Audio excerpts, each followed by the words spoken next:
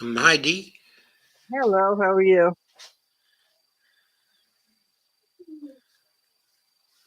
Uh-oh. It's Lisa. How are you? I don't know. Dee, can you hear me? Yes, I can hear you. I can hear you. Hi, Lisa. How are you? I'm going to have to make sure my sound's okay. Uh-oh, my audio's not okay. Uh, Private chat. Hear you. Dee, please stay. I have to reboot.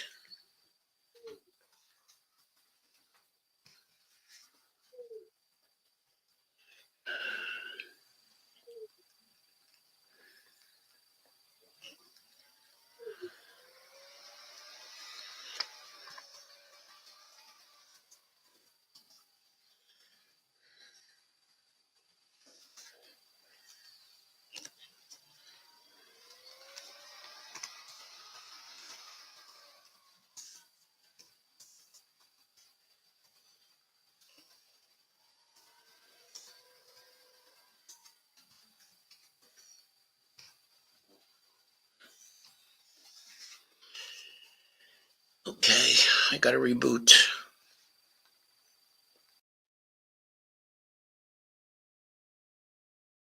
Please. Okay, yeah, he is rebooting. Please stay. I have to reboot. Yes, I'm going to be sharing this around.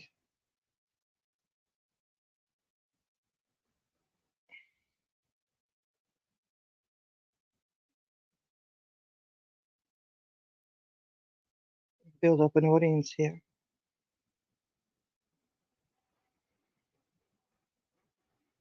I'm sure it's not going to take him long.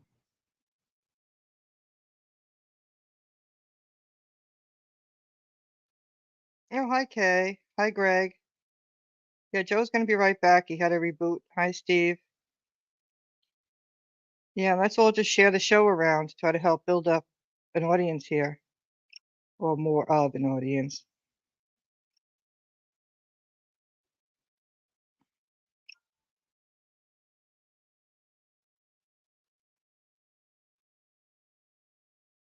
This should be a very interesting show tonight.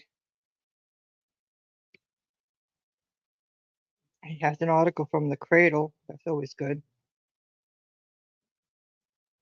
The meaning of the South African challenge to Israel in the larger context of geopolitics. Will Israel be found guilty? Who is Aram Barak?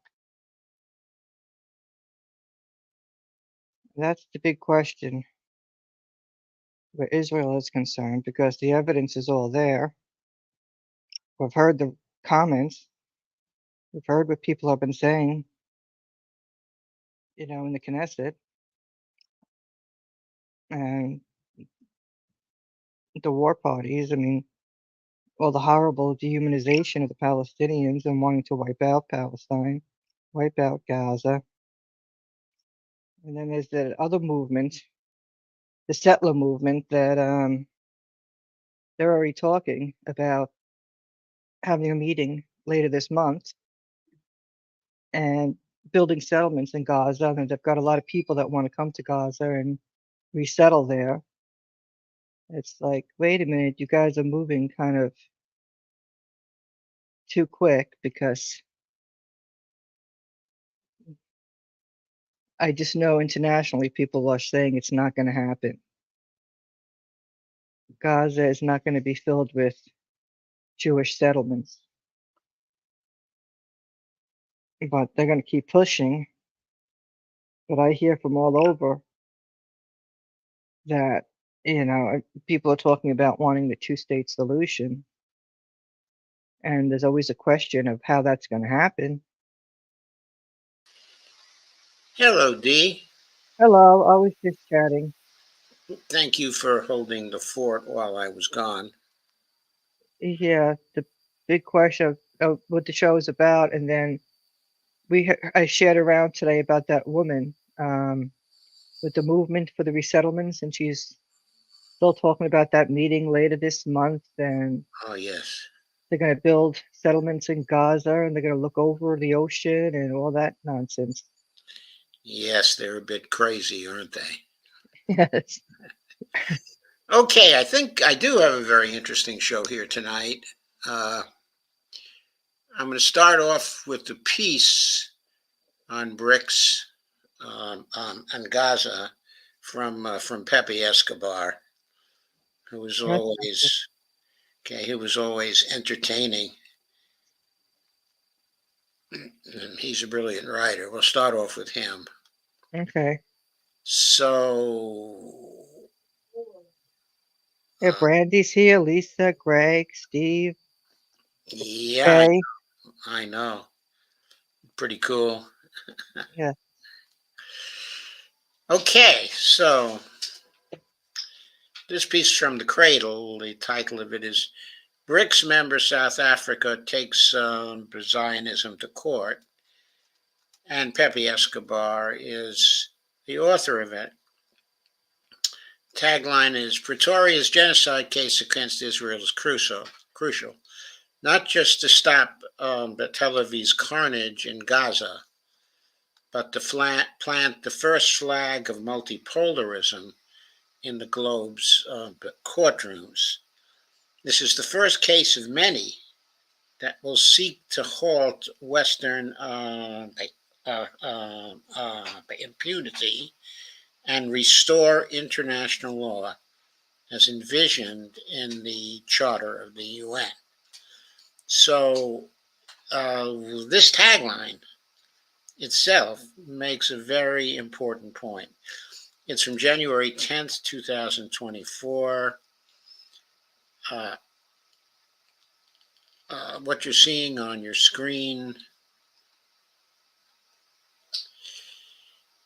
what you're seeing on your screen is a photo of the president of South Africa, also Netanyahu. Right next to Netanyahu is Rishi Sunak, the Prime Minister of the UK.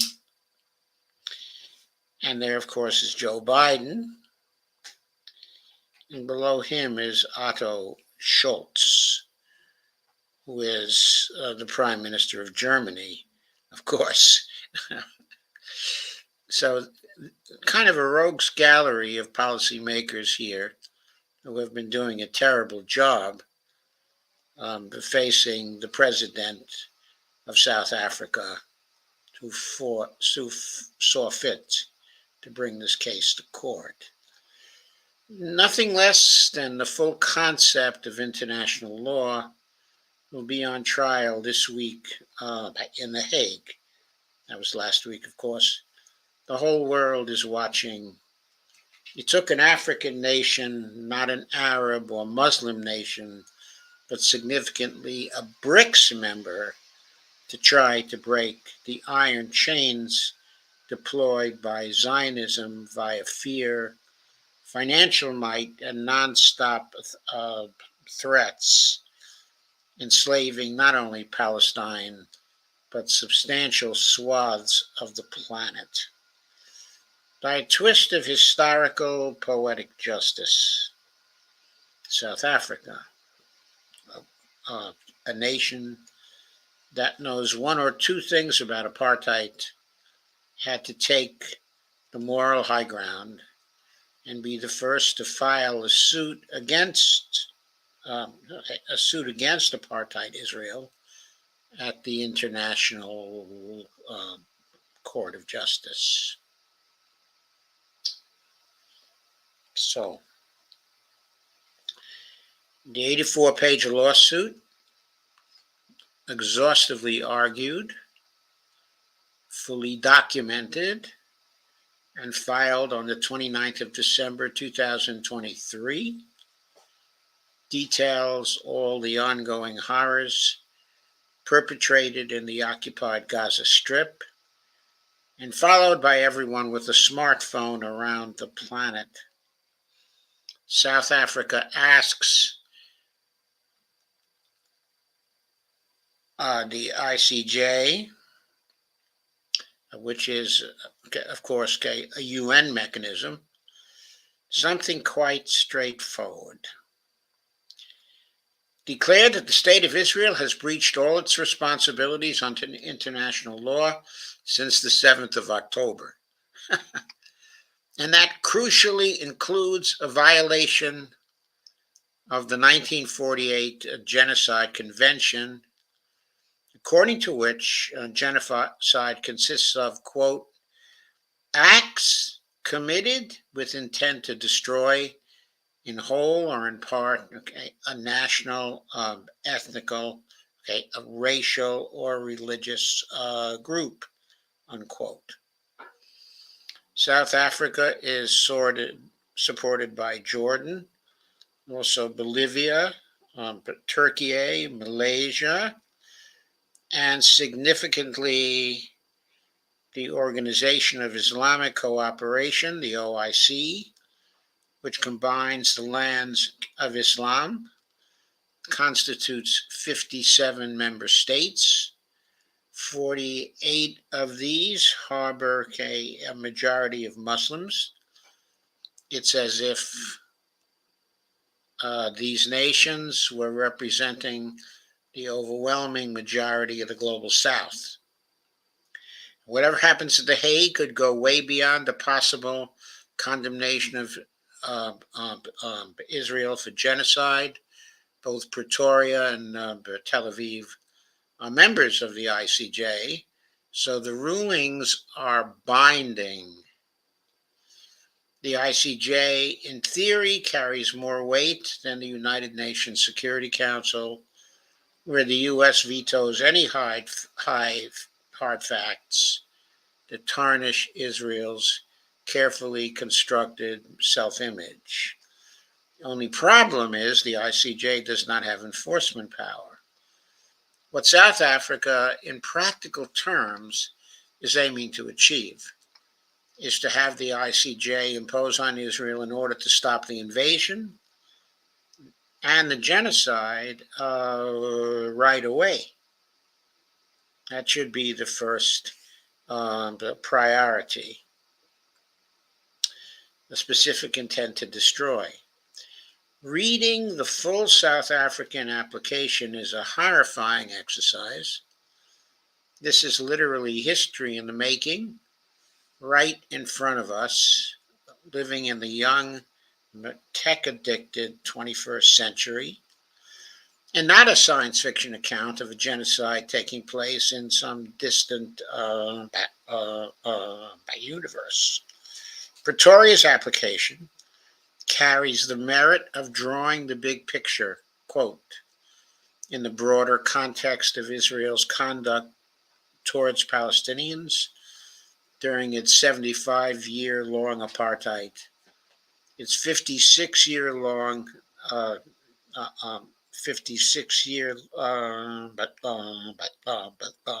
long belligerent occupation of Palestinian territory, and its 16-year-long blockade of Gaza, unquote. Cause, effect, and intent are clearly delineated, transcending the horrors that have been perpetrated since the Palestinian Resistance's Operation Al-Aqsa Flood on the 7th of October 2023. Then there are, quote, acts and omissions by Israel, which are capable of amounting to other violations of international law, unquote. South Africa lists them as, quote, genocidal in character, as they're committed with the requisite specific intent, known as dolus specialis in Latin, to destroy Palestinians in Gaza as a part of the broader Palestinian national, racial, and ethnic group, unquote. Quote again, the facts, unquote, introduced from page 9 of the application are brutal, ranging from the indiscriminate massacre of civilians to mass expulsions. Quote again, it is estimated that over 1.9 Palestinians out of Gaza's population of 2.3 million people, approximately 85% of the population have been forced from their homes. There is nowhere safe for them to flee to. Those who cannot leave or refuse to be displaced have been killed or at extreme risk of being killed in their homes, unquote. And there will be no turning back, quote, as noted by the Special Rapporteur on the human rights of internally displaced persons. Gaza's housing and civilian infrastructure have been razed to the ground, frustrating any realistic prospects for displaced Gazans to return home, repeating a long history of mass forced displacement of Palestinians by Israel, unquote. The complicit hegemon, item 142 of the application may encapsulate the whole drama. Quote, the entire population is facing starvation. 93% of the population in Gaza is facing crisis levels of hunger, with more than 1 in 4 facing catastrophic condition, with death imminent. I have to say here, to interrupt, the text. This was written on January 10th. It's now the 17th, and the hunger is now critically stalking the population of Gaza. It's coming on very, very fast now. The people are already beginning to suffer from it. And if there isn't very, very quick action by someone, somewhere, who's involved in this particular conflict, there will be a lot of people who die from starvation. Going on with the article. Against this backdrop, on the 25th of December, Christmas Day, Israeli Prime Minister Benjamin Netanyahu doubled down on his genocidal rhetoric, promising, quote, we are not stopping. We are continuing to fight, and we are deepening the fighting in the coming days, and this will be a long battle, and it is not close to being over, unquote. So, quote again, as a matter of extreme urgency, unquote, and quote again, pending the court's determination of this case on the merits, unquote, South Africa is asking for provisional measures, the first of which will be for, quote, the state of Israel to immediately suspend its military operations in and against Gaza, unquote. This amounts to a permanent ceasefire. Every grain of sand from the Negev to Arabia knows that the neocon psychos in charge of U.S. foreign policy, including their pet, remote control, senile occupant of the White House, are not only complicit in the Israeli genocide, but oppose any possibility of a ceasefire. Incidentally, such complicity is also punishable by law, according to the Genocide Convention. I need to add here that the United States is a signatory to the Genocide Convention. So is Israel, the Genocide Convention of 1948. Going on with the article. Hence, it is given that Washington and Tel Aviv will go no holds barred to block a fair trial by the ICJ, using every means of pressure and threat that's available. That dovetails with the extremely limited power exercised by any international court to impose the rule of law on the exceptionalist Washington, Tel Aviv, combo. Okay, I should add something here, okay, as well. In a video released a few days ago on the Dialogue Works program, the host, who's Nima, had on as his guest, okay, it was Ray McGovern. Okay, and Ray opined that the intelligence agencies of the U.S., okay, and especially the CIA, will be looking to uncover whatever they can about, okay, the justices of the ICJ, and that based on the way they've acted, okay, in the past, okay, including when Ray was in the CIA, every means of pressure, okay, and threat available will include trying to dig up various kinds of dirt on the justices of the ICJ, okay, in order to blackmail them into voting the way the United States would like to see them vote. Ray just sort of casually mentioned that this will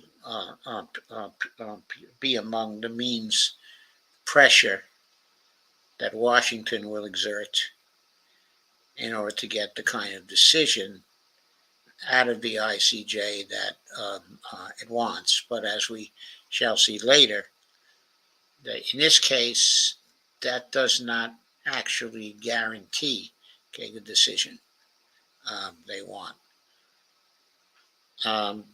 Going on with Pepe Escobar's article, while an alarmed global South is moved to action against Israel's unprecedented military assault on Gaza, where over 1% of the population has been murdered in less than 3 months, and I have to add here also more than 1% of the children as well.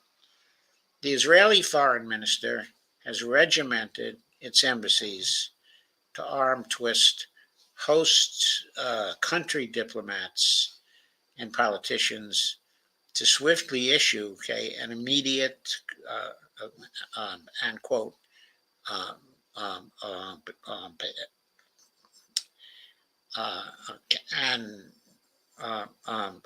and quote an immediate and unequivocal statement along the following lines: to publicly and clearly state that your country rejects the outrageous, absurd, and baseless allegations made against Israel, unquote.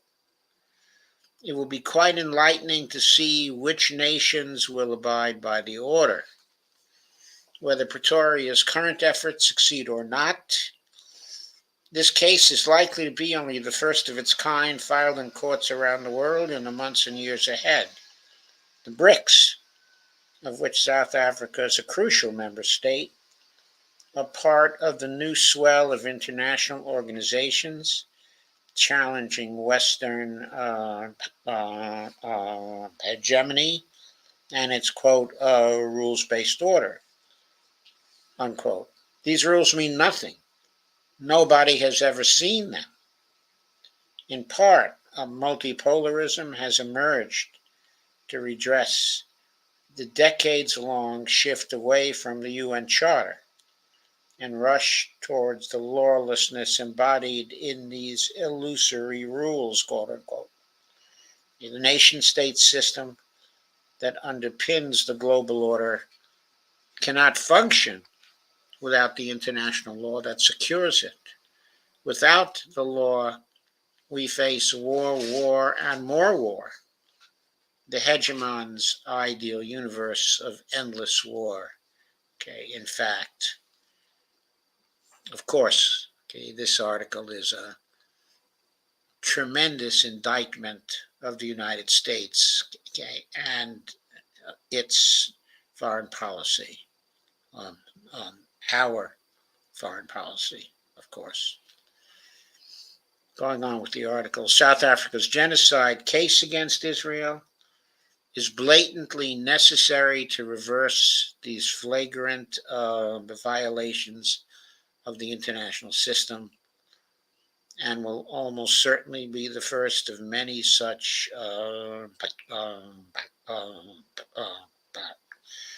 of many other litigations against both Israel and its allies to shift the world back to stability, security, and common sense. I hope, of course, that Pepe, is right about that, and that the kinds of litigations we are likely to see in the future will have the effect of shifting the world back to stability, security, and common sense for all our sakes. We need that very, very badly. Or none of us will survive of the nuclear confrontations we are likely to see, and also the climate emergency, because we cannot cope with the climate emergency in the face of uh, the endless wars being pursued by the hegemon, by the United States. So, with Pepe's look at this in the context of the international system as a whole, and his analysis of the significance of the lawsuit, and of course a victory for South Africa to the future of the international system, we now turn to some of the specific kinds of details here. I think I'm going to go over some comments at this point and then come back. Greg Mallard says, end the rule-based order. Lisa Theobald says, very interesting show tonight. And Greg Mallard says they keep incriminating themselves. Greg says, I saw a graphic earlier where someone suggested sending the Israelis to Germany, laugh out loud.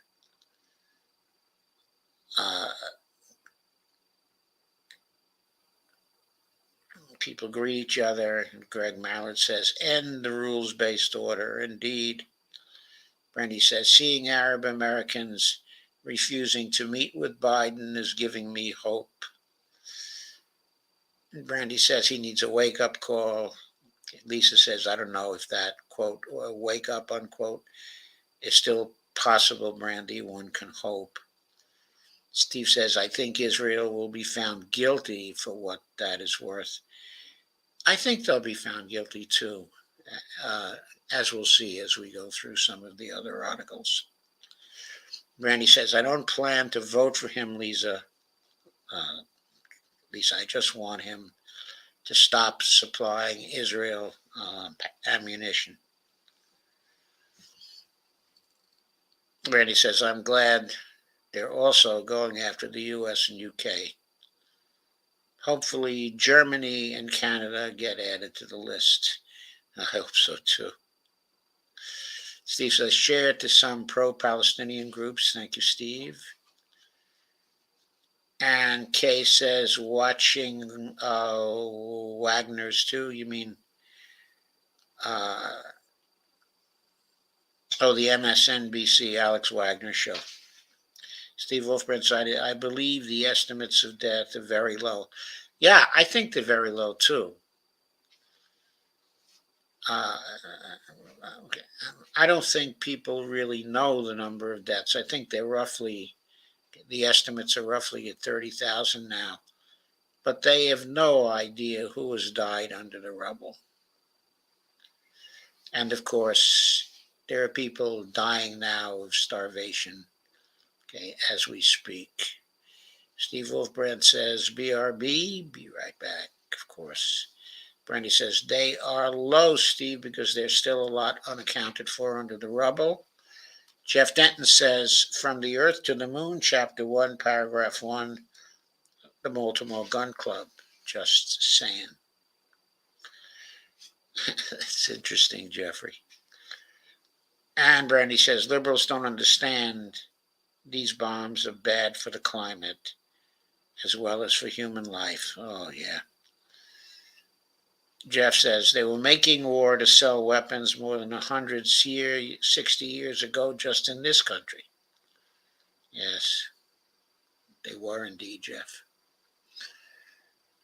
Okay, I'm going to go on to the second of our pieces now. This is quite a lengthy piece, but quite a good one.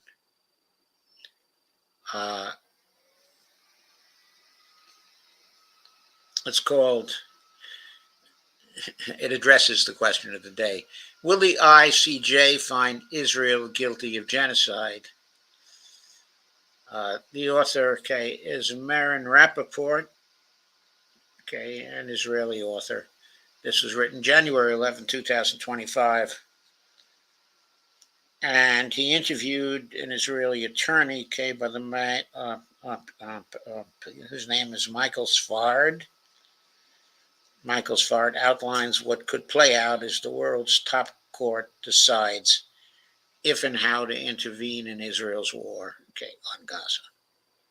So here are pictures of the dead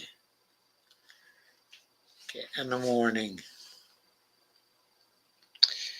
Palestinians wait to receive the bodies of their relatives who were killed in an Israeli airstrike, at El Najjar Hospital in the southern Gaza Strip, December 7th, 2023. Some photo. That is from Khatib,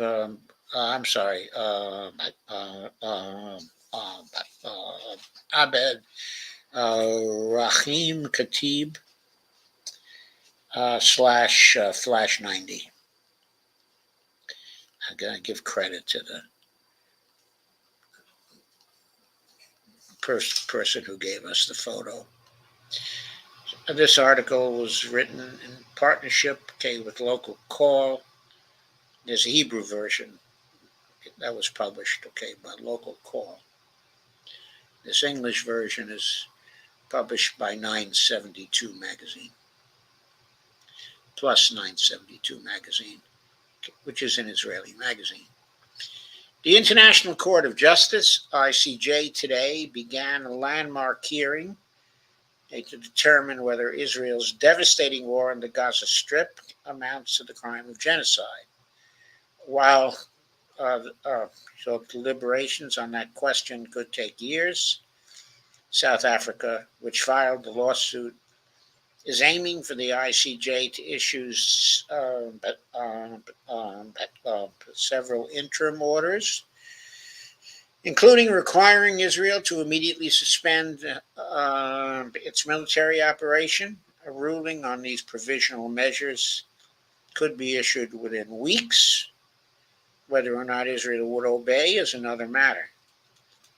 In an 84-page document submitted ahead of the hearing, South Africa alleges that Israel has violated the 1948 Genocide Convention, to which both states are signatories, because its current actions, quote, are intended to bring about the destruction of a substantial part, unquote, of the Palestinian population, in Gaza. So that's important. South Africa is not trying to contend, and this does not have to prove that there is an intention to kill every Gazan. All that's necessary for genocide is that the intentions are there to bring about the destruction of a substantial part of the Palestinian population. Whether 1% is already a substantial part or not is to be determined by the court, but some might hold that killing 1% of a population is a substantial part. For example, that would be 3.3 million Americans, some nation killing 3.3 million Americans. intentionally killing 3.3 million Americans because it was utterly opposed to Americans. At the time of the hearing's opening, Israel is reported to have killed over 23,350 Palestinians, and forcibly displaced 85% of the Strip's population over the past 3 months of hostilities. The tightening of the siege since the Hamas-led attacks of October 7th has resulted in conditions of severe starvation and the growing risk of mass death from disease.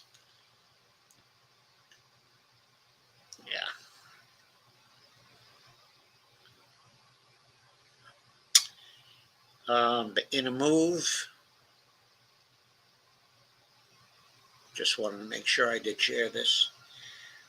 In a move that bucks its long-standing proclivity for boycotting hearings in international courts, Israel has chosen to assemble a legal team to defend itself.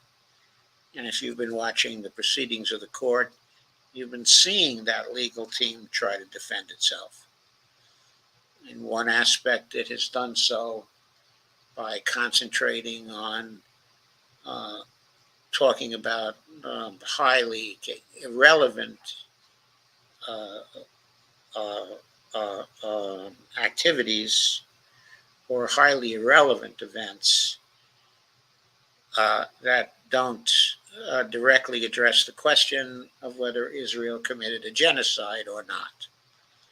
Okay, the long discourses on what happened to Israel, on October 7th, discussions of terrorist attacks by the Palestinians, discussions of beheadings of babies and rapes, and things like that, of course, have nothing to do with the issue of whether Israel, since October 7th, has been committing or in process of committing a genocide in Gaza.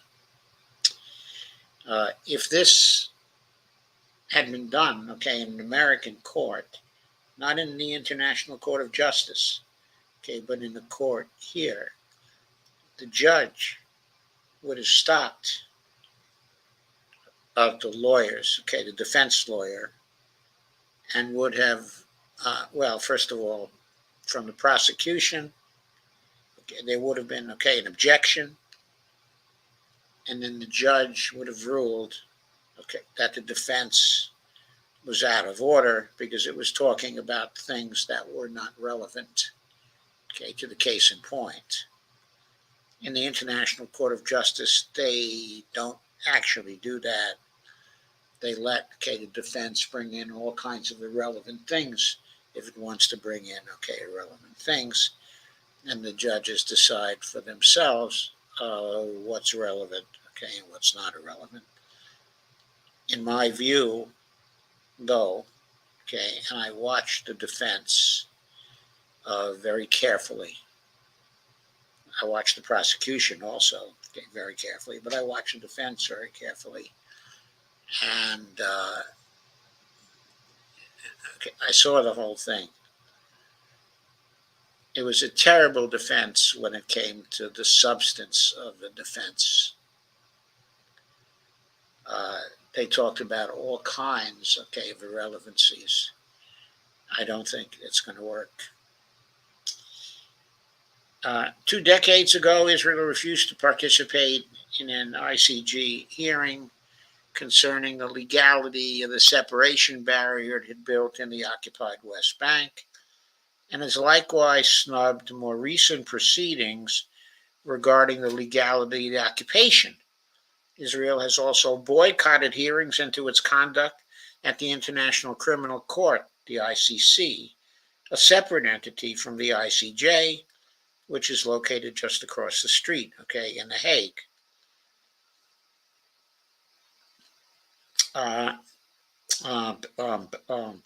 So Michael Svard, one of Israel's leading human rights attorneys, who deals extensively with the state's violations in the occupied territories, is very familiar with this arena.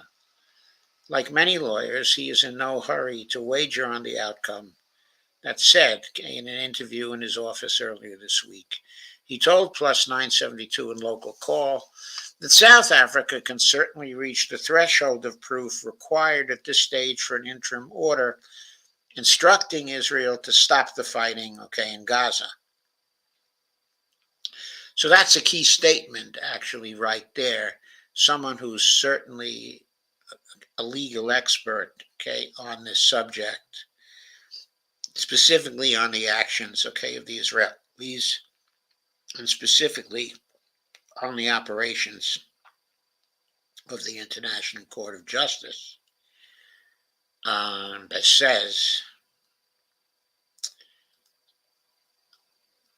that the threshold of proof required at this stage, for an interim order instructing Israel to stop the fighting, in Gaza, is fairly low, at this point. And this is in the face of, if you saw the case, that was presented, on January 11th, by South Africa. That was a strong case. It was stunning. Certainly it should be enough to get, the interim order. Going on with the article. An order could also be issued requiring that Israel report to the court on how it is acting to prevent genocide and how it is dealing with the incitement to genocide emanating from its own political leaders. There is Michael Svard with his bookcase surrounding them. Lots of journals, and legal books. This photo, was from Oren Ziv. While noting that the ICJ is in many respects a, quote, conservative tribunal, unquote, Svard adds that it nonetheless represents the entire world, the majority of which is non-Western.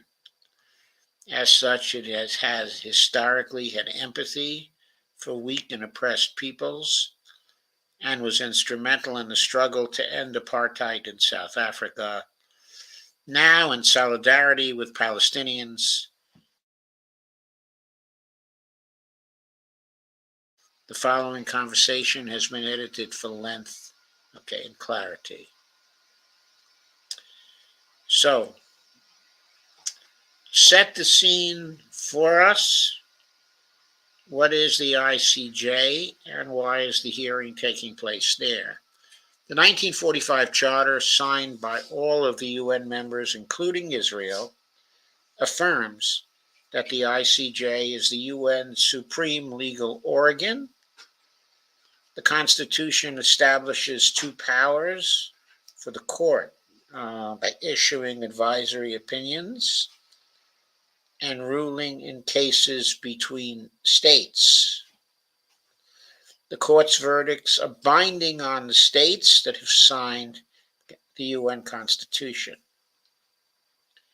Of course, the United States, Israel as well, but of course the United States, especially as, after all, the primary founder, of the United Nations and the primary drafter, of the UN Constitution, has agreed that the court's verdicts, are binding on it.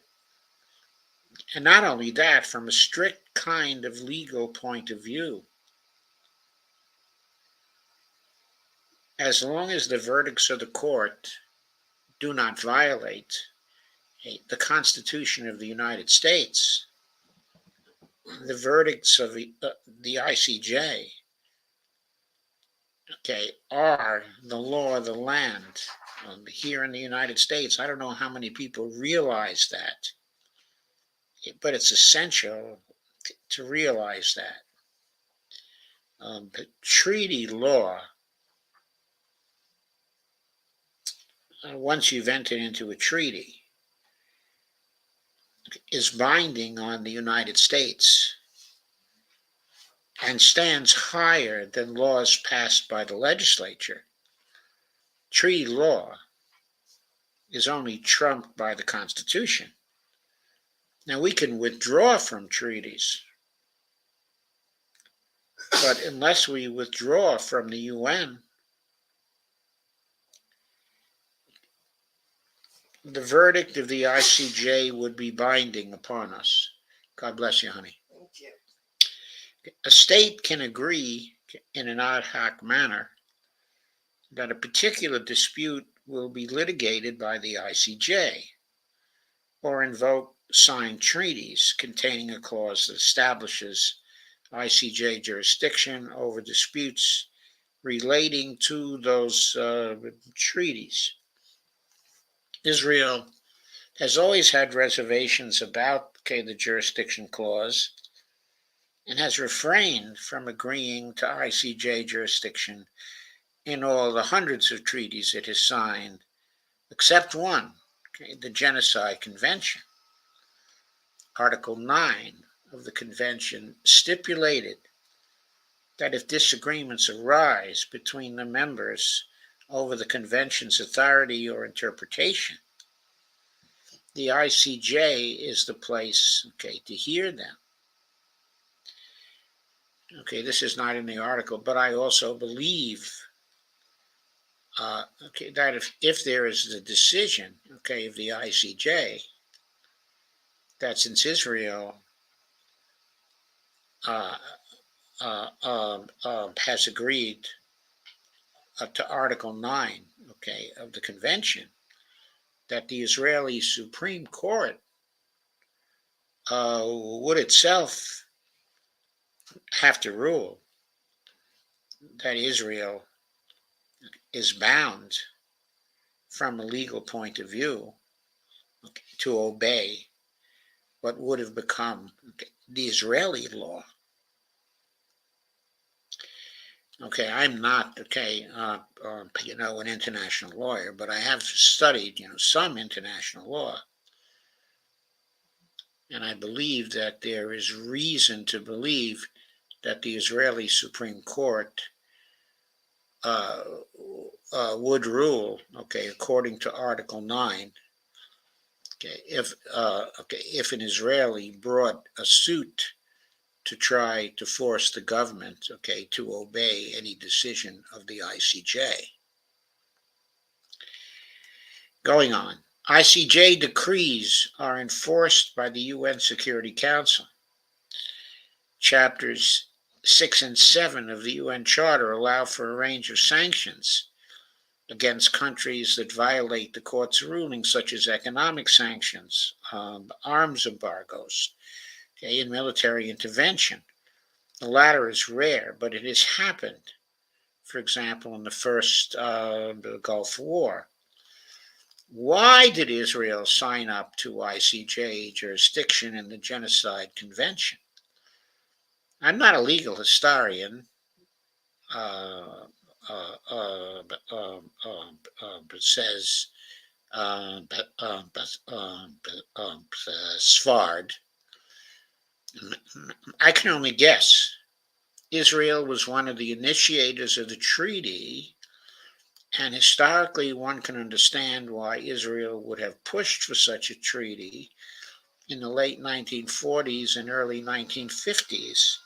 Secondly, I think that back then, the popular Israeli notion that we do not let Gentiles judge us had not yet developed. We're talking about an era in which the international system had recently decided to establish a Jewish state. Maybe there was a little more trust in that system back then. What constitutes a violation of the convention? The background to the convention is World War II, and especially the Holocaust of the Jewish people. Contrary to what many people think, the Nazis were not tried for genocide. The crime of genocide did not exist, uh, in the quote, the London Agreement, unquote, which is the charter, of the Nuremberg Military Tribunal. They were tried instead for the crime of extermination. But after Nuremberg, the argument arose that the crime of extermination was not enough, that it did not grasp, the peculiarity of mass extermination designed to wipe out, a human group. Here's a picture of the World Court, the ICJ. Okay. The judging panel at the International Court of Justice for a hearing to issue an advisory opinion on whether the Kosovan by unilateral declaration of independence was in accordance, with international law. This was taken at The Hague on December 10th of 2009, and involved, of course, the nation, of Kosovo, that was birthed basically by the United States. This was a fascinating debate between two Jewish jurists, both Holocaust survivors from Lviv, or Lvov in Russian, in what is today Ukraine. By Raphael Lemkin, who coined the term by genocide, quote unquote, and Hirsch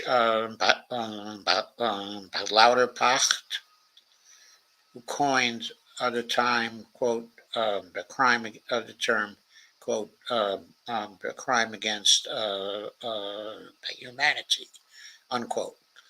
Their disagreement revolved around whether murdering 1 million people because they belong to a certain group and with the aim of eradicating that group is worse than murdering 1 million people without this specific intention. Lemkin's interpretation was not expressed, in Nuremberg, but later the UN decided, to designate genocide as a special category in and of itself, often calling it, quote, the crime of crimes, unquote. It is defined as an act of extermination or creating conditions that will annihilate a particular group with the intention of eradicating that group or even a distinct part of it. The convention, which was integrated into Israeli law in 1950, states that a soldier or civilian who kills a person, even one, while aware that he is part of a system aimed, at annihilation, is guilty of the crime, of genocide. I think that's very, very significant. Because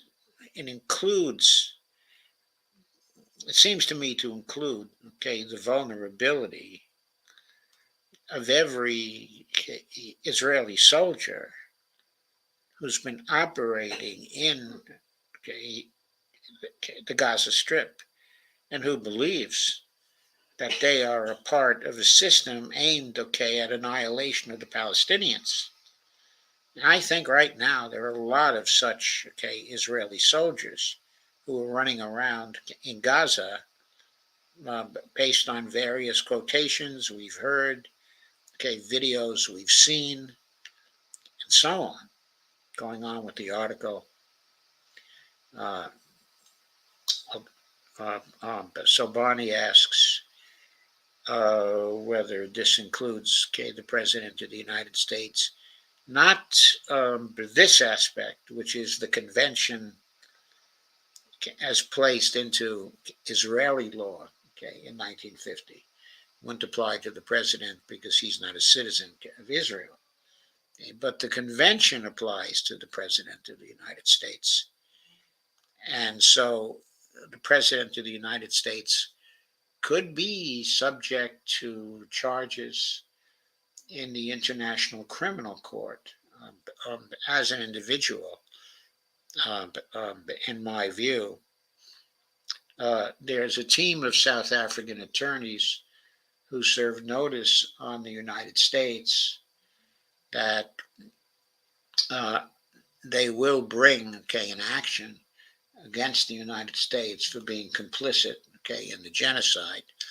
But that will probably be brought at first in the International Court of Justice and only later in the International Criminal Court.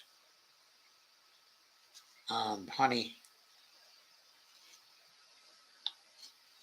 I already have taken these pills before. Okay, so thank you. Uh,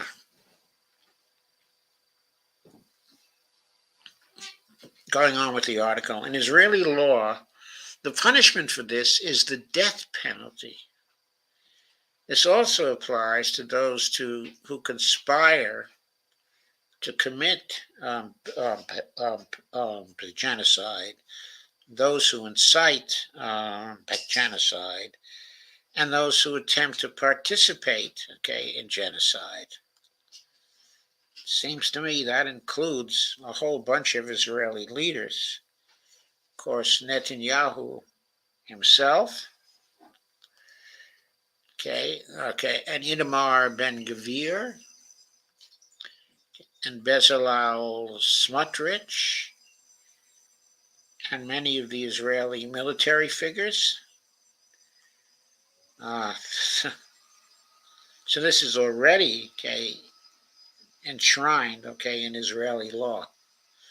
What is South Africa basing its lawsuit on? South Africa bases its accusation on two elements. One is Israel's conduct. It cites a great deal of statistics about the indiscriminate, disproportionate attacks on civilian infrastructure, as well as about starvation, the number of casualties, and the humanitarian catastrophe in the Strip. Horrifying statistics that the Israeli public is barely exposed to because the mainstream media here does not bring them to us. Ooh. The second and more difficult element to prove is intent. South Africa is trying to prove the intent through 9 dense pages of references to quotes by Israeli officials, from the president to the prime minister, government ministers, Knesset members, generals, and military personnel. I counted more than 60 quotes there. Quotes about eradicating Gaza, flattening it, dropping an atomic bomb on it, and all the things we've gotten used to hearing in recent months. Here is a picture of the dead about to be buried in a mass grave. Palestinians bury bodies in a mass grave in Khan Yunis, the southern Gaza Strip, November 22nd, 2023. Okay, this photo, okay, was by Atiyah Mohammed from Flash 90. South Africa's case does not rely only on the fact that some Israel leaders have made genocidal statements. It further charges that Israel has done nothing in response to these statements. It hasn't condemned the statements. It hasn't dismissed from office the people who expressed them. It hasn't opened disciplinary proceedings against them. And it certainly hasn't opened criminal investigations. This, as far as South Africa is concerned, is a very strong argument. I have to agree. It's a very strong argument. Even if we haven't heard the IDF Chief of Staff or the General of the Southern Command say these things, and we don't have an operational order that says, quote, go and destroy Gaza, unquote. The very fact that these statements have been made by senior Israeli officials without sanction or condemnation sufficiently expresses Israel's intention. Next question. South Africa also pulled a little legal stunt to get here, correct? Yes. The jurisdiction of the court is determined when a dispute arises between the parties over the interpretation or application of the convention. South Africa sent several letters to the Israeli government saying, quote, you are committing genocide. Israel responded, quote, no, we aren't, unquote. So South Africa said, quote, okay, we have a dispute over the interpretation of the convention. That's how it got the authority to apply to the court. Okay, now this is relevant, okay, because Attorney Shaw, who was representing, okay, the state of Israel, but he's a British attorney, okay, and an authority, okay, on international law. In his part of the argument, okay, for the defense, stated that there was no dispute over the interpretation of the convention, that South Africa had no right to bring the case because there was no dispute. And he argued there was no dispute. Okay, but what Safard is saying here is that South Africa sent several letters to the Israeli government saying, quote, that you are committing genocide. Israel responded, quote, no, we aren't, unquote. And so South Africa is saying, and of course is documenting by submitting the letters and the responses, okay, so is documenting there is a dispute over the interpretation of the convention. So from my point of view, it seems that Shaw's argument, okay, is invalid. There's plenty of documentation that there was a dispute between the two states over the interpretation of the convention. That's critical, of course, because if there was no dispute, then the International Court of Justice could simply dismiss the case as not properly filed in the first place by South Africa. Okay, but it appears, according to this evidence cited here, that there was in fact a dispute, and that that dispute is documented. What can we learn from similar ICJ cases in the past, such as those regarding genocides in Bosnia, okay, and Myanmar? First of all, we know from these cases that the burden of proof on South Africa is significantly lower for obtaining an interim order than for ultimately proving that Israel is committing genocide. We also know this case will continue for years. The Bosnia case took 14 years. Gambia versus Myanmar is still ongoing, but the procedure for an interim order is fast. Gambia filed its case against the country of Myanmar, also known as Burma, of course, on behalf of the Organization of Islamic States. It asked for an interim order stating that Myanmar must cease its military operations against the Rohingya people. The court ruled that at this stage of the hearings, it did not need to determine whether the crime of genocide had been committed. What it needs to decide is whether, without an interim order, there is a real danger that the prohibitions set out in the Genocide Convention will be violated. So that's all that it has to show. To me, it seems like, from a common sense point of view, there's already enough evidence to say that there's an extreme likelihood, okay, that the convention has been violated.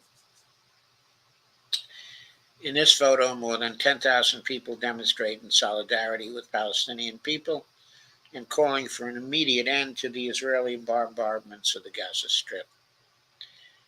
Interesting, interim order was issued in that case, which I think has a good chance of being issued to Israel as well, not in the context of military activity, but of incitement. The court's order also required the state of Myanmar to take enforcement actions and submit reports to the ICJ in Gambia on what it was doing to prevent by genocide. As for the cessation of Myanmar's of the military activity of Myanmar, this matter went to the Security Council, where both Russia and China threatened to veto, but Western countries imposed sanctions and a military embargo anyway. So even if South Africa fails to make the court issue an interim order to stop Israel's military activity, it could be that in the context of incitement, which enjoys the full immunity in Israel, the court would say that Israel needs to do something. Yeah, like how about a ceasefire? What claims can we expect to hear from Israel's legal defense? I don't think Israel, says attorney Michael Svard, can dispute the facts regarding its conduct in Gaza. On the margins, it might say, quote, we didn't destroy 10,000 buildings, only 9,700, unquote. The main arena of the legal battle will be over the question of intent. For example, the forcible transfer of over 1 million Palestinians, I think it's 1.9 million now, isn't it, from the northern Gaza Strip to the south will be presented by Israel, I suspect, as intended to prevent harm to civilians. Whereas South Africa will argue that transfer endangers their lives, and Svard then replies and says, if you displace people to an area where there is no food or water, then you enforcing them to a place where the conditions are such that they are calculated to cause their death. This, while not a direct murder, is still considered genocide. Will Israel have to disclose its rules of engagement? If it is stated in the Army's rules of engagement, which are kept secret, that you do not shoot someone whose hands are raised, and I don't know if it is, and this is important, it would undermine the thesis that the Army went in to eradicate everyone. Israel's stated efforts in allowing humanitarian aid to enter Gaza, even if it is only lip service, has created what lawyers call a, quote, paper trail, unquote. But Israel will still have to explain the genocidal statements made by officials, especially cabinet members. During the first 2 days of the hearings, especially the second day, the Israeli lawyers tried to explain away some of the statements, by saying that the attacks on October 7th represent an extreme psychological shock, to the Israelis. So they made many statements that were outlandish, but were not meant seriously. A lot of the evidence belies that kind, of explanation. Then the next question. By saying that they're stupid? Yes. In general, Israel could say that certain officials are stupid or unimportant, that finance minister, Bezalel Smotrich, and heritage minister, whose name is Amichai Eliyahu, have no influence over the military operation in Gaza. But Israel will have to make a big deal out of the very minor rebuke that Netanyahu gave, okay, to Eliyahu after the latter suggested that Israel could drop a nuclear bomb on Gaza, when he said, okay, that Eliyahu was banned from attending cabinet meetings. Okay, but Eliyahu attended them anyway. Israel will say, okay, that Netanyahu publicly condemned, okay, the statement. Will Israel refer to the Hamas-led attacks of October 7th? And the answer from Svard was, without a doubt, they will frame the entire war through its own narrative. Quote, this is not a war that we initiated or wanted. On the contrary, there was an entire humanitarian system vis-a-vis Gaza. Gazans worked in Israel, and they attacked us, slaughtered us, raped our women, and then we embarked on a justified defensive war like no other. Therefore, to say that we have some kind of conspiracy to eradicate the Palestinians is a misunderstanding of the context in which this military operation took place, unquote. And the Israelis did argue something like that, okay, in the court. But even if it is possible to accept the claim, going on with the article, that there was no conspiracy to eradicate the Palestinians prior to October 7th, it does not contradict the fact that October 7th may have produced such a desire. Who was there on behalf of South Africa? South Africa sent Batikang Moseneke, the country's former deputy chief justice, to be South Africa's ad hoc judge, okay, in the hearing. But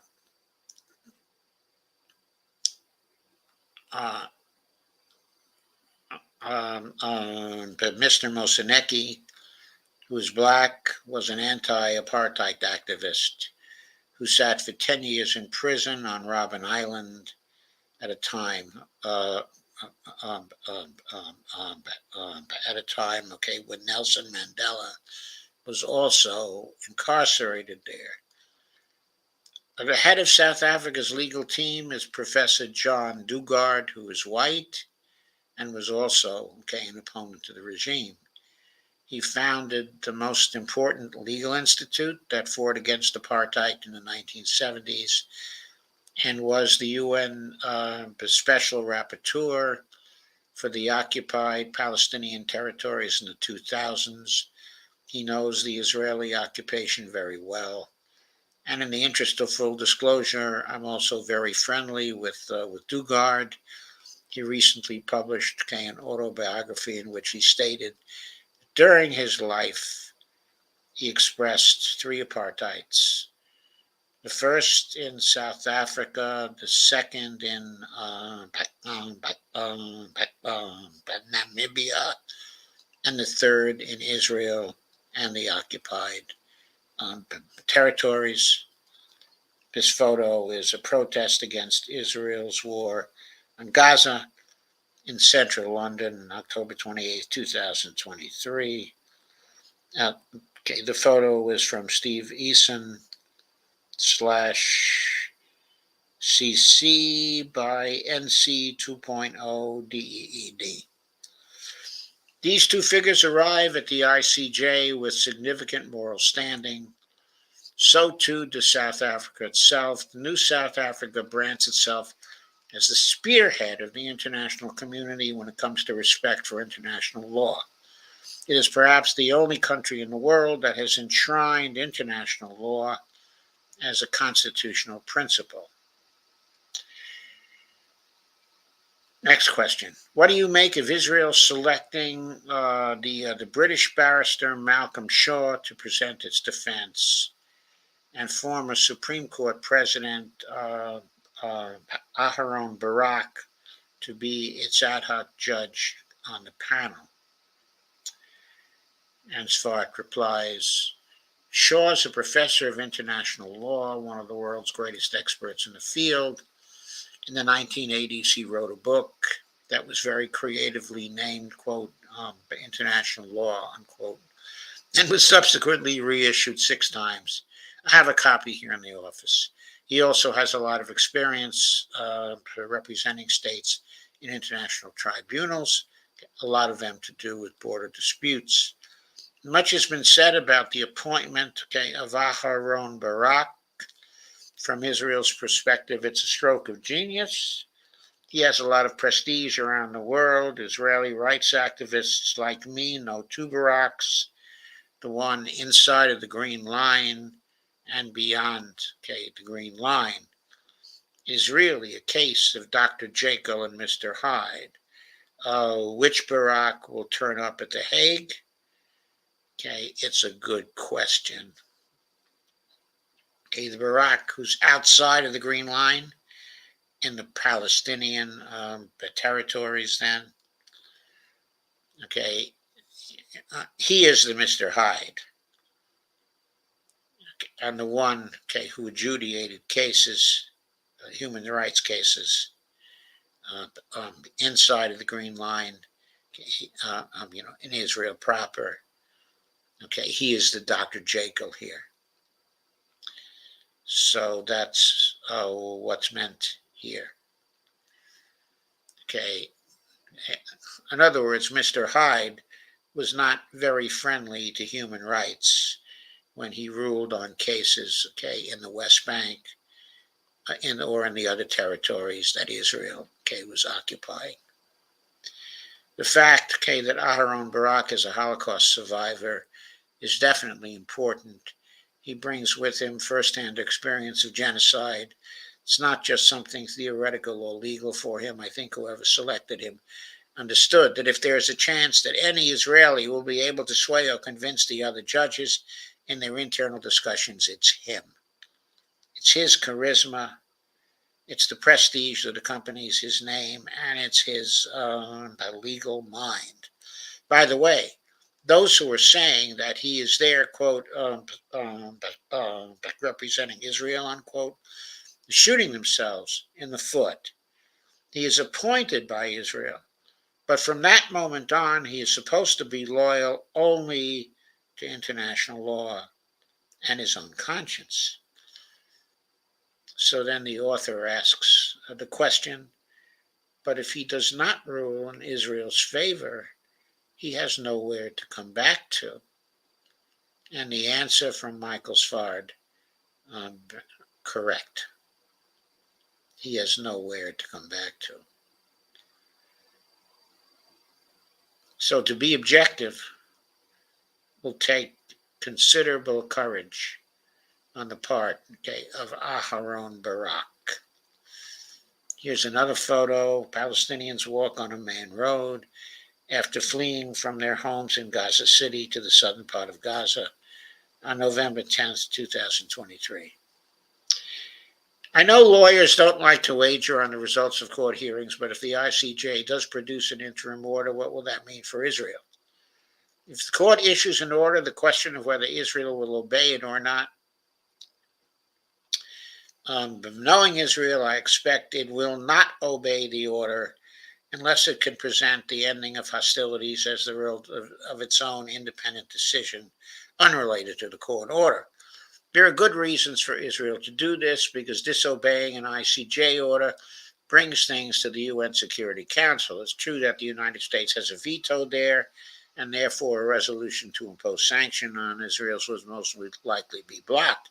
But vetoing an ICJ order regarding concerns that genocide is taking place would come at an enormous political price for the U.S. government, both domestically and internationally.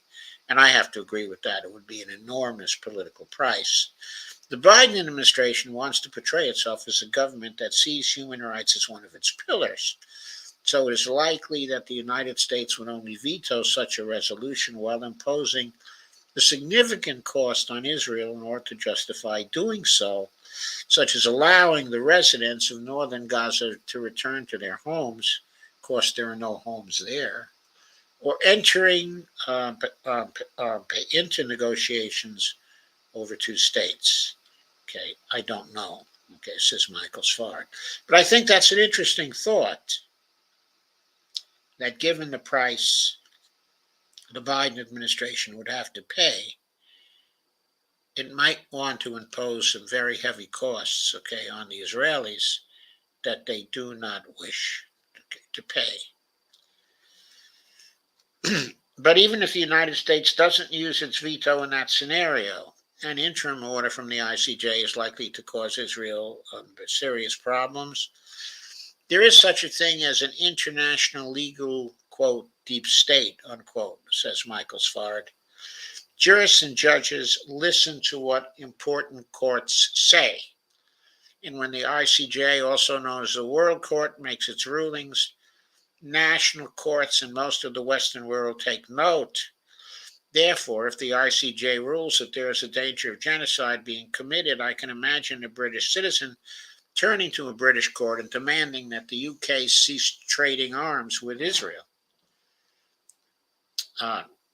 One other implication is that such an ICJ ruling would likely force the ICC's chief prosecutor, Karim Khan, to open an investigation of his own.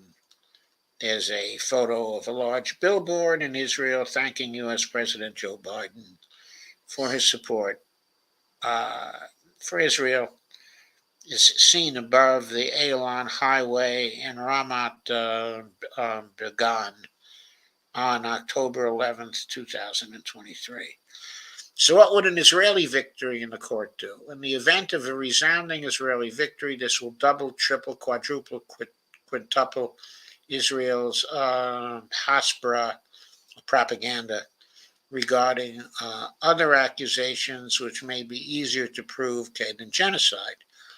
Because if someone says to Israel, quote, you are committing the crimes against the humanity of forced transfer and of indiscriminate, and disproportionate bombings, unquote, Israel will say, quote, this is anti-Semitic blood libel again.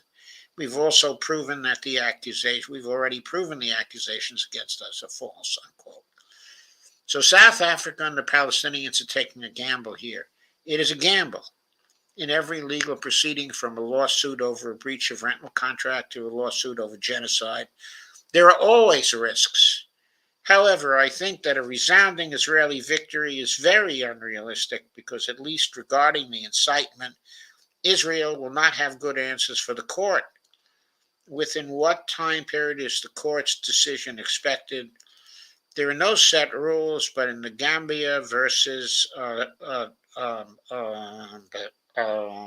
Myanmar case, there was a decision within a month. It should be remembered that this Gaza case will continue after the hearing on the interim order. Israel would have to present evidence that will exonerate it from the claim that it is committing genocide, but in doing so could get into difficulties with the ICC. For example, it may be explained that it bombed a certain place because it was pursuing a military objective, but it may thereby make admissions that create a basis for the claim that it used disproportionate force. And on a personal note, how do you view the fact that Israel stands accused of genocide?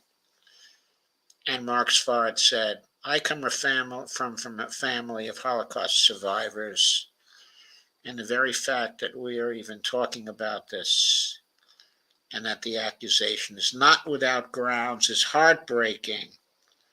My grandfather, the sociologist Zygmunt Bauman, wrote that the syndrome of victims who aspire to become victimizers and why efforts must be made, to prevent this, and then said, I fear that we, have failed. In other words, there is a syndrome in sociology and psychology that when people are victims of extreme events, they turn around and aspire, to become the victimizers. Israel was warned about this by his grandfather. Israelis were very aware of this particular syndrome, and many of them were trying to prevent it. And Sfard says, I fear that we have failed. And that is the last line of this utterly great piece. This is the best piece I've seen on this case, the best opinion piece I've seen. It is very, very comprehensive. It answered all the questions, that I have. I can't really find any fault with it. It seems to have come from a completely objective place, in spite of the fact that the interviewee, is an Israeli. So, I commend it, to you. The link, is in the description. Once you go through it, there is very little left to say. There is very little left to say. There is another article that I'm going to go through. I know it's late, but the other article is very important too, because it's about the jurist who the Israelis sent to the International Court of Justice, specifically Barak. It's one that focuses on him. It's also from 976 plus. So in spite of the fact that it's late, I'm going to go through that now. But I want to see some of your comments first. I want to go through some of your comments first.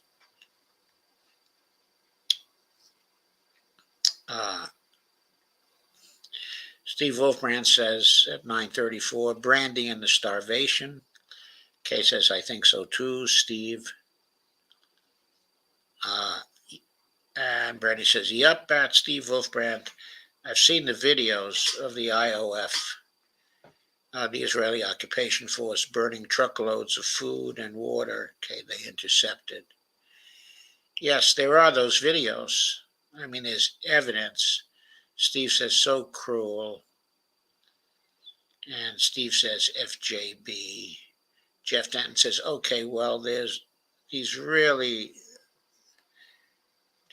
lots of money, and they've been making decisions about these types of things for a really long time. So they just have to make it look like it wasn't all planned.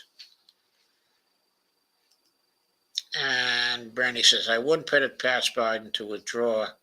He thinks he is above all. That's why he is attacking Yemen and furthering war in the Middle East. And Brandy, I think that's quite true, but to withdraw from the UN treaty, that would send shockwaves, really big shockwaves, through our political system, because we have been dealing with the UN for so long now, and not in good faith, certainly acting against it in many, many ways.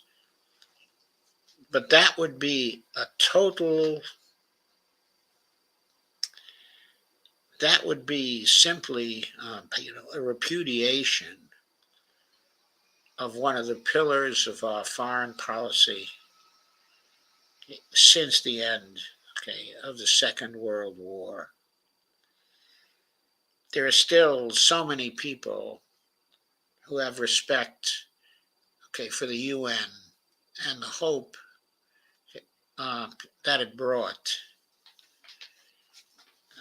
okay, at various times, okay, as an instrument, okay, of peace, it would be a very, very, very radical move. And I don't see Biden being that radical. I don't see the neocons being that radical. I think withdrawing from the UN treaty would be too much, okay, for them. Uh, that would be like Hitler withdrawing from the League of Nations during the 1930s. And all kinds of negative comparisons would be made here. If the Republicans wanted to benefit from it, they could use that as grounds for impeachment of Biden. That would really be a very radical thing for him to do. Kay Ryan says, yes, Jeff. Randy says, switching to my phone and put the cats to bed. Steve Wolfbrand says, I've seen estimates as high as 100,000. Okay, I've seen estimates of 100,000 killed, wounded, uh, um, casualties, okay, of other kinds. Yes, I've seen estimates as high as 100,000, but I haven't seen estimates of 100,000 fatalities yet. Kay Ryan says, yes, Steve. Jeff says, sometimes to me this stuff is like deja vu. Okay, or did I read this book before? Okay, already. Kay says, okay, I'm out. And Understanding MMT says, hi. Understanding MMT is undoubtedly Shane Coughlin. Steve Wolfbrand says, hi, Understanding. Steve Wolfbrand says, good night, Kay. And Brandy says, yes, there is, Joe. It's common in family abuse. And Brandy says, the vote blue no matter who will still support him, even if he did. They're still supporting him through genocide. So far, Brandy. But they might not be willing to go the whole way. And his approval ratings are so low now that he has barely any possibility of coming back. If he loses another 10 points, because he broke, the UN treaty, he's absolutely and utterly toast.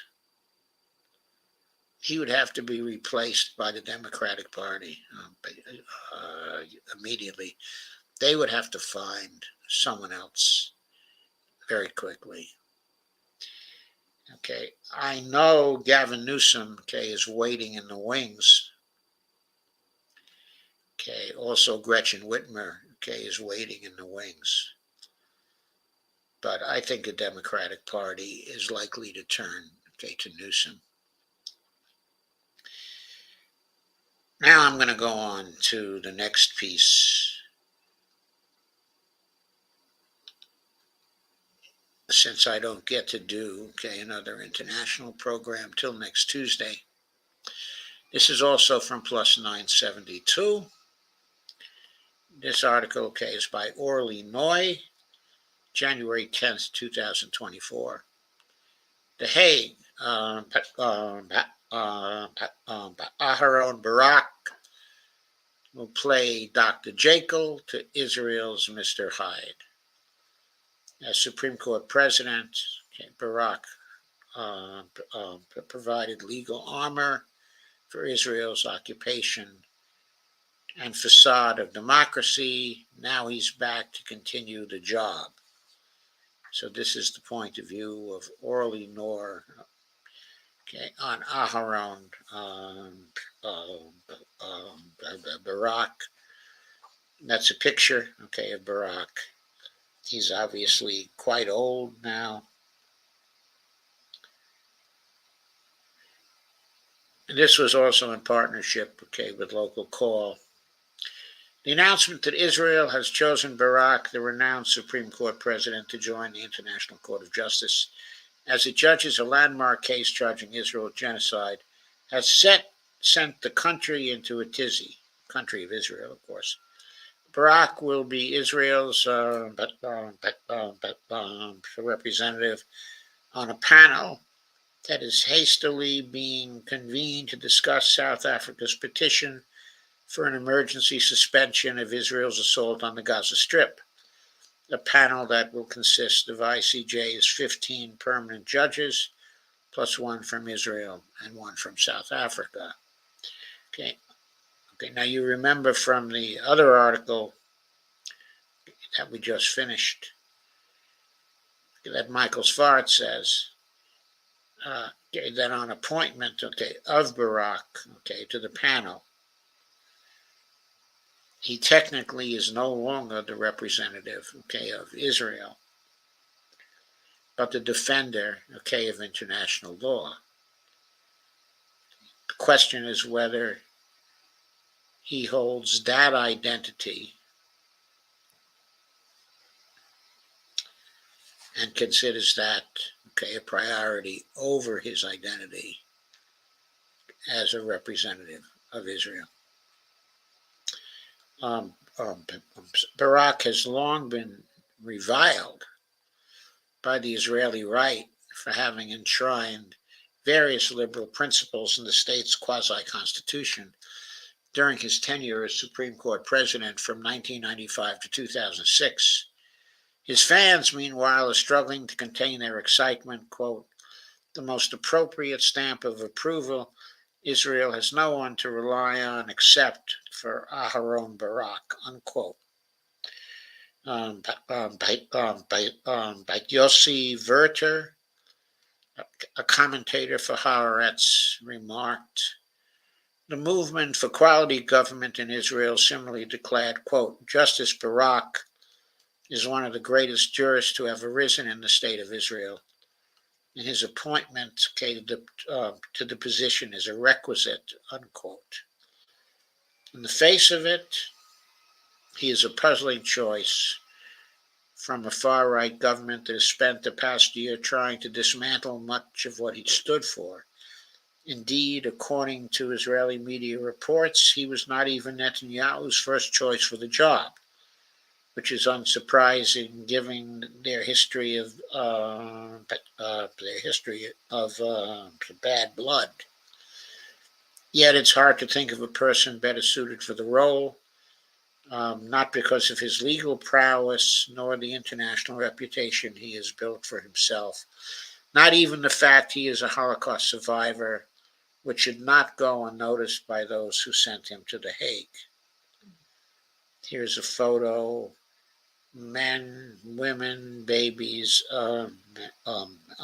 elderly are still held hostage by Hamas.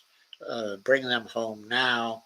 And Barak is speaking, standing in front of a billboard of photos of those who are hostages. Former Supreme Court President Barak speaks at a press conference held on November 3rd, 2023, with families whose loved ones were kidnapped by Hamas. On October 7th, this photo, was by Miriam Alster and comes from Flash 90. Rather, Barak's new role actually continues the mission to which he has devoted his entire professional life, specifically legitimizing the majority of Israel's crimes, while simultaneously defending the facade of, quote, Israeli democracy, unquote. Barak, after all, is one of the most significant authors of the legal doctrine that Israel can claim to be a democracy while maintaining an endless military occupation, systematically depriving the Palestinians of their rights, dignity, land, and property. On the one hand, the Israeli judicial system under Barak's stewardship greatly expanded the boundaries of its own authority. On the other, the court almost always stood beside the positions of Israel's security establishment. In Barak's own words, quote, all matters of the West Bank and Gaza are justiciable i.e., can be handled within the Israeli judicial system. The military affairs in the occupied territories are justiciable. Whether to shut off electricity in Gaza is justiciable. Why? Because there is international law. If shutting off electricity in Gaza is not justiciable here, it will be justiciable in The Hague. This is the case in this matter, and likewise in the matter of the settlements, unquote. Now Barak is discovering the legal armor he worked so hard to provide for Israel's crimes may not be enough, and he himself will now have to fight for it in The Hague. The mirage of that legal doctrine was made possible by two of the concepts with which our own Barak is most strongly identified. Everything is justiciable, and proportionality. For example, under his leadership, the Supreme Court legalized the separation barrier in the occupied territories, which of course has been a horror, reinforcing the occupation. But, quote, balanced, unquote, okay, the decision in the name of sacred proportionality by ruling that its route must be altered so as not to cut off a handful of Palestinian villages from the rest of the West Bank. And there's the kind of travesty of the wall going all around in order not to cut off some of those villages. It's a photo of the Israeli separation wall that annexes land of the Bethlehem and Jerusalem districts, Beit Jala, occupied West Bank, April 6, 2019. This photo was from Ann Pack. Okay, and from active stills. I don't know if I did share that. I did, so that's great. Okay, similarly, Barak made sure to present the Supreme Court's ruling on Jamiat Iskan, which allowed the Israeli army to expropriate Palestinian land for the construction of highways in the West Bank, as if it were intended to serve the residents under occupation, arguing that, quote, long-term military rule could lead to a stagnation in the development of the local population in the region, unquote. All I have to say to that is no kidding. Well, he found the punitive demolitions of Palestinian homes, quote, inappropriate, unquote, and useless. He decided that as a judge he had no discretion, okay, in the matter, and did not act to stop the policy. This approach culminated in Barak's final ruling, which in effect legalized the army's policies of, quote, targeted killings, unquote. That is, extrajudicial executions, but with a caveat that, quote, restrictions and also limitations must be outlined for the targeted killings so that each case is examined on its own. In response to this decision, legal scholar Susie Navot wrote, quote, supposedly the ruling will make it difficult to target terrorists. This is only supposedly, because in practice, even today, the security forces make decisions on targeted killings based on considerations similar to those set forth in the verdict. So presumably reality won't change much, unquote. With these words, Susie Navot put her finger supportively on Barak's dual mirage, whose essence and purpose she explains as follows. Quote, the ruling on targeted killings was not written only for the army. It is perhaps one of the most important legal documents written in Israel from a Hasbara, public relations perspective. It is essentially similar to other rulings written by Barak, especially with regard to the separation barrier, judgments aimed outward for the international community, which scrutinizes Israeli actions in the occupied territories. The final flourish of uh, the former president Barak's constitutes a sensitive statement of defense of Israel's impossible situation and its constant war on terror, unquote. Turns out that wasn't the judge's final flourish after all. The 87-year-old has volunteered to don the cloak of Dr. Jekyll to legitimize the crimes of Mr. Hyde, one body in the surface of Israeli Hasbara. One more time. So this is what how one author interpreted, okay, the appointment, okay, of Aaron Barak. Whether Michael Svard shares this opinion, okay, I doubt,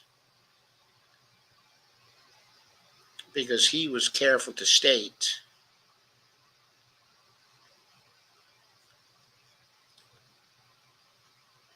that he was not certain how Barak, okay, was going to judge, okay, this case.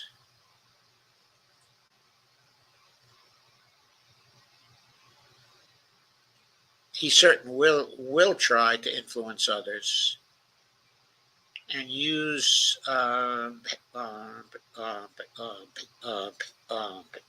his prestige, okay, and okay, the charisma that everybody claims for him, to try to influence, okay, the decision. Okay, but his career also indicates that he always looked on things from the point of view of how they might be interpreted, okay, by international law. He tried, of course, to protect Israel from The Hague, but now he is sitting on the International Court of Justice, okay, for this particular case. And the question is whether he will consider his role to be different now, whether he will consider his role, okay, as protecting Israel, uh, not from the standpoint of trying to whitewash, okay, its activities, but trying to stop it from actually going through with the genocide process, okay, that it uh, uh, uh, uh, uh, has initiated.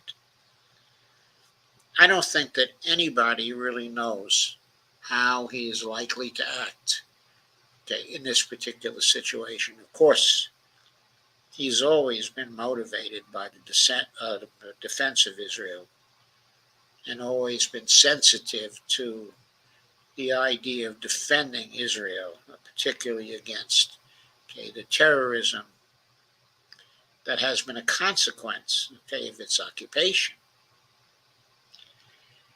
But whether he will carry through, okay, on that, to allow Israel to commit the crime of crimes that he himself was subject to, that is an open question. That is one that I am not able to judge. Whether someone who was the subject, okay, of genocide and experienced, the process, okay, of genocide would in the end allow his state to actually commit, okay, a genocide. Uh, I don't know. It's an easy assumption to make that he will do that, but it's not so easy for me to envision.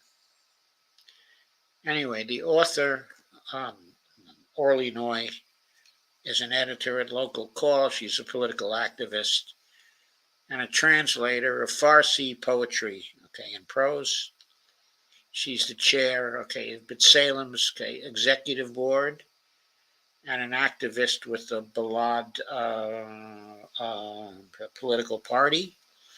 Her writings deals with the lines that intersect and define her identity, okay, as a Mizrahi Jew, a female leftist, okay, a woman, a temporary migrant living inside a perpetual immigrant, and the constant dialogue, okay, between them. So that's how she self-identifies. Uh, I venture to guess that if she's a translator, okay, of Farsi poetry and prose, that she may be, okay, of Iranian origin. That's just a guess, of course, just a speculation. Okay, on my part. So, okay, that's the end of that article.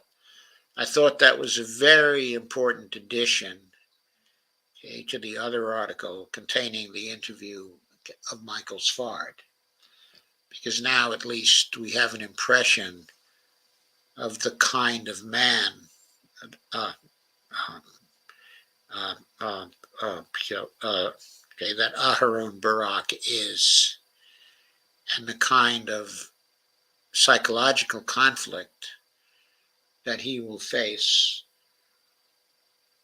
in his serving on the International Court of Justice for this particular case. I want to make one more remark on the issue of how long this will take. There's great pressure on the court to come out with a decision very quickly because of the starvation that is now stalking the population, okay, of Gaza. Some people have estimated, okay, that a decision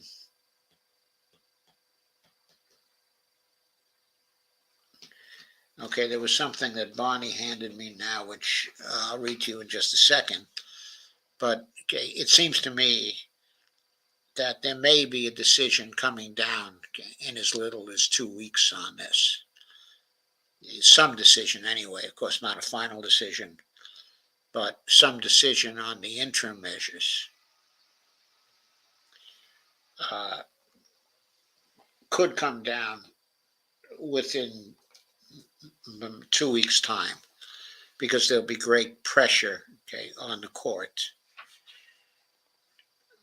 to do what they can to stop the starvation and to stop the increasing death toll, okay, in Gaza, because with starvation and disease now stalking the people, okay, of Gaza, the 30,000 fatalities we've seen so far could easily escalate into the hundreds of thousands if the court does not act fast.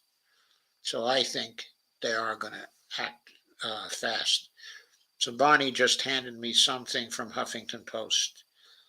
In first vote on Gaza war, the Senate shields Israel from human rights scrutiny.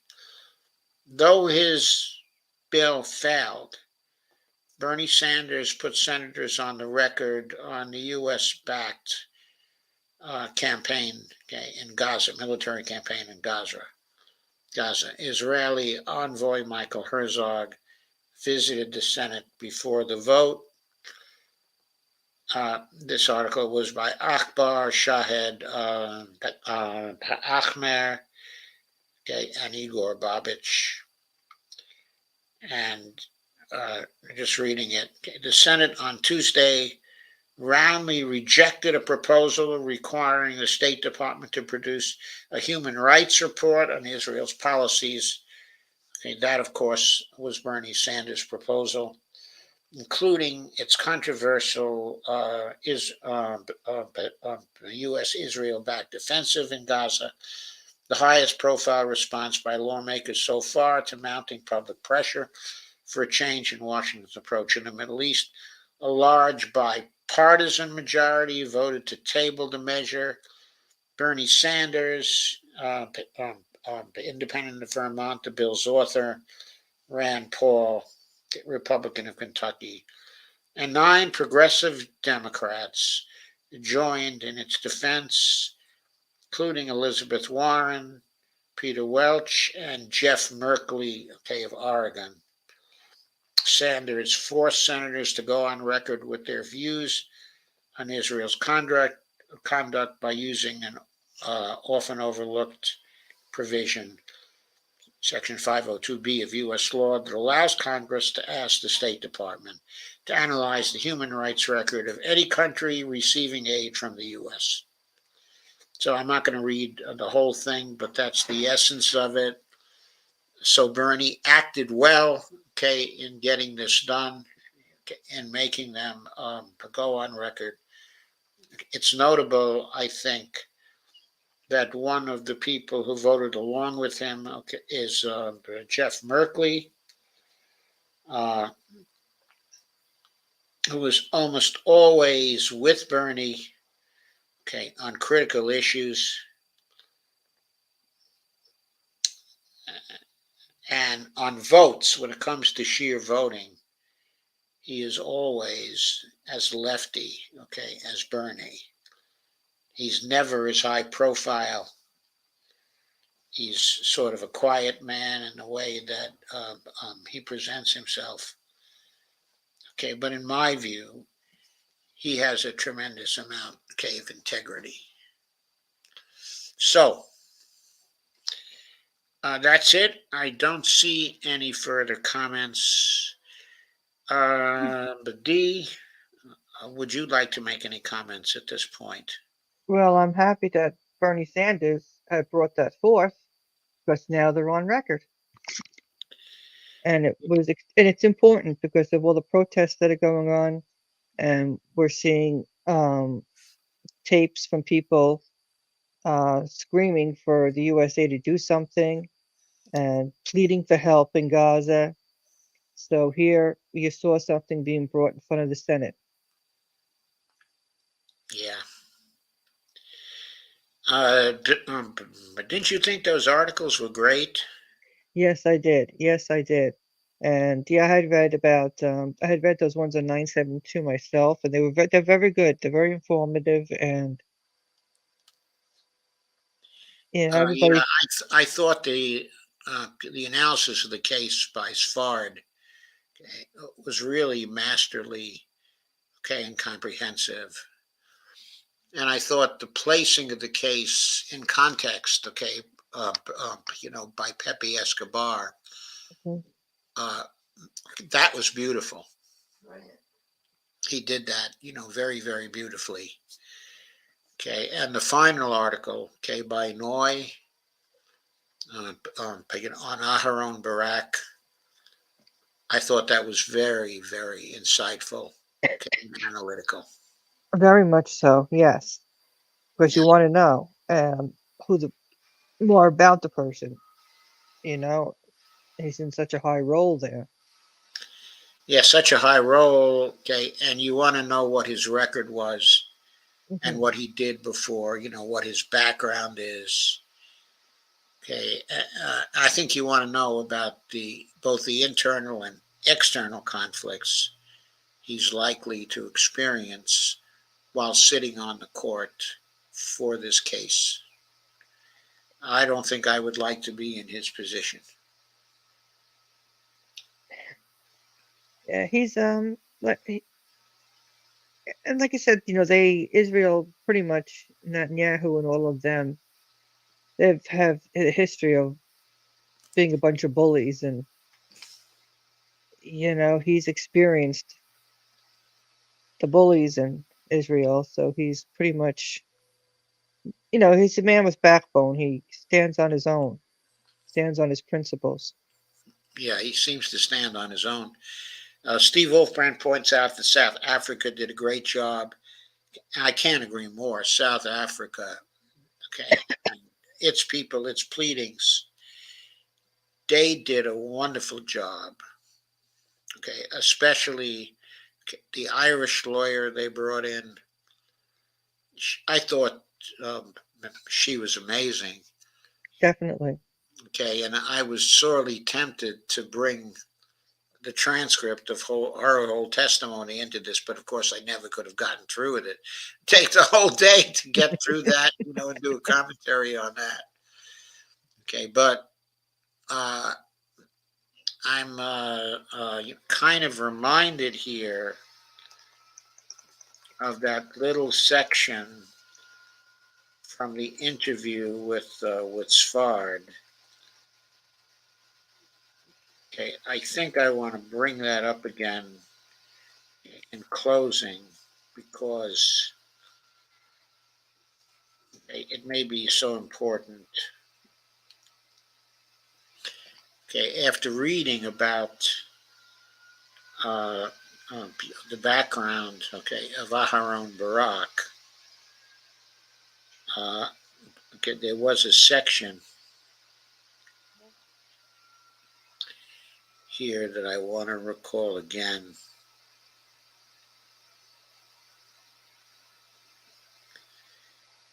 Okay, it relates to Barak, if I can quickly find it in this very long article.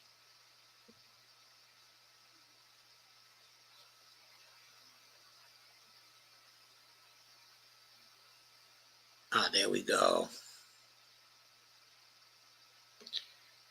I am near it now.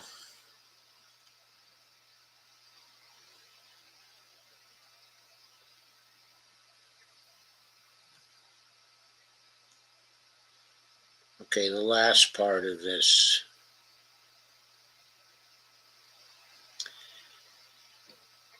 By the way, those who are saying that he is there, quote, representing Israel, unquote, are shooting themselves in the foot. Mhm. He is appointed by Israel, but from that moment on, he is supposed to be loyal only to international law and to his own conscience. But then, next question to Svard. It was not actually a question, but a statement. But if he does not rule in Israel's favor, he has nowhere to come back to. And Svard says, correct, that one word. And you reflect on the fact, okay, that this man, Barak, has, since the Holocaust, spent his whole life, okay, in Israel and been the president of the Israeli Supreme Court and is 87 years old, okay, at this point. And if he does not rule in Israel's favor, he has nowhere to come back to. Now, that is pressure. That is really pressure. Well, Steve says, well, I have to get to bed. Well, thank you, Steve, for staying here for so long. And thank you, Dee, for staying here for so long as well. Oh, you're welcome. And thank you, Bonnie. Yeah, so Okay. please hit the like button, subscribe, and share, share, share. Yes, and please buy us some coffees. We both have accounts at Buy Me a Coffee. Okay, mine is buymeacoffee.com, joe.firestone, and Dee's is buymeacoffee.com. D Pierce, one word.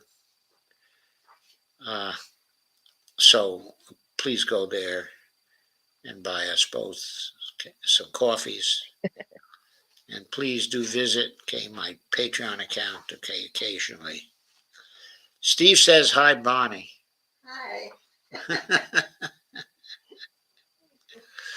So sleep well, Steve.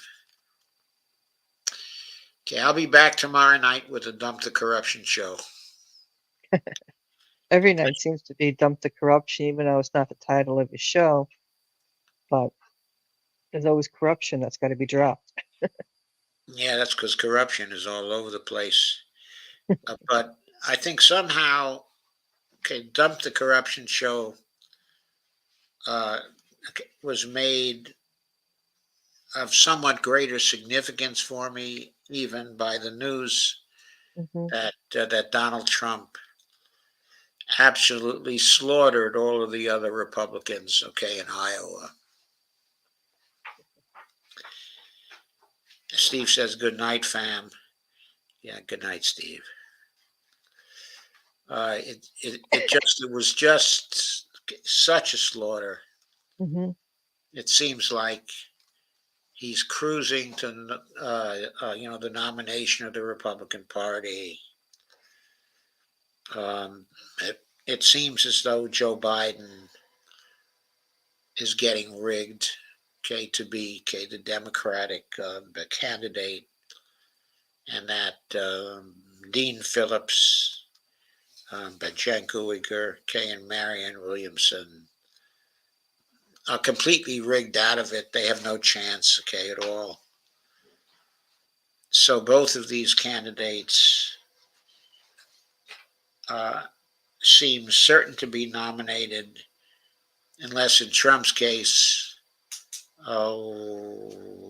there are interventions from the courts, or in Biden's case, he just becomes so unpopular from his international actions.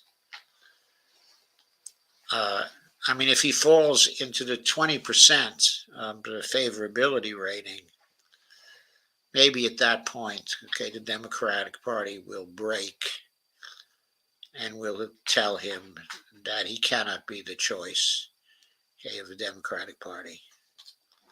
I'm hoping, of course, for that. And I'm hoping that Trump is also stopped from being on the ballot in enough states that the Republicans have no choice except to replace him with somebody else, whether or not he wins the primary. And then we would not have that terrible choice of Joe Biden versus Donald Trump again. That would open up the race to all kinds of different things happening. And it might open the way also for a Dump the Corruption campaign that would work. It would certainly shake up the political system. And that's what we need. And that's exactly what we need. We need disruption, a big disruption.